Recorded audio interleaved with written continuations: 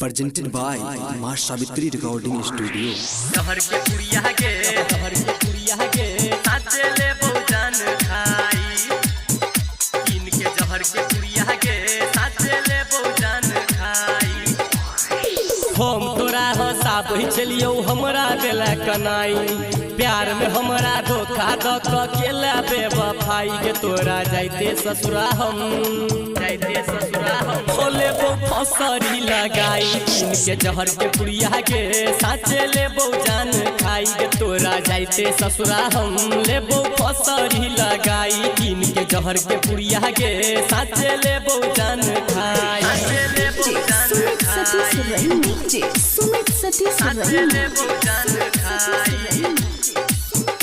इनके जहर के पुरिया के साचे ले बहुजान खाई, साचे ले बहुजान खाई। तू नहीं बुझला प्यार हमर तू छागे हर जाई, हंसते हंसते चल गेला शादी के कार्ड दिखाई, हंसते हंसते चल गेला शादी के कार्ड दिखाई। तू नहीं बुझला प्यार हमर तू छागे हर जाई, हंसते हंसते चल गेला शादी के कार्ड दिखाई। हेगे हम चलो पागल जकेलो तोरा सब भाई के तोरा जाइते ससुरा हम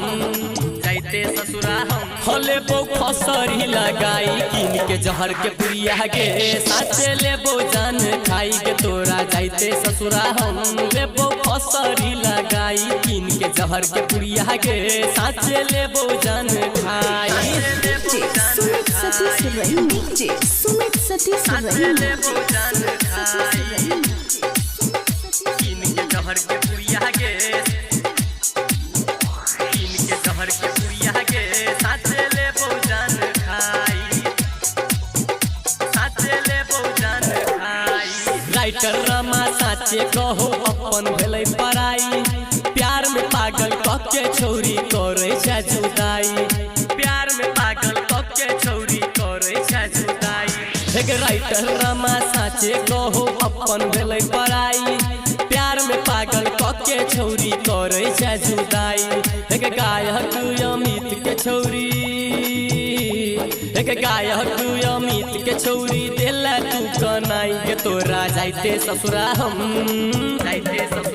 होले बो फसरी लगाई, इनके जहर के पुरिया के साचे ले बहुजान खाई के तोरा जाइते ससुरा हम लेबो फसरी लगाई, इनके जहर के पुरिया के साचे ले बहुजान खाई।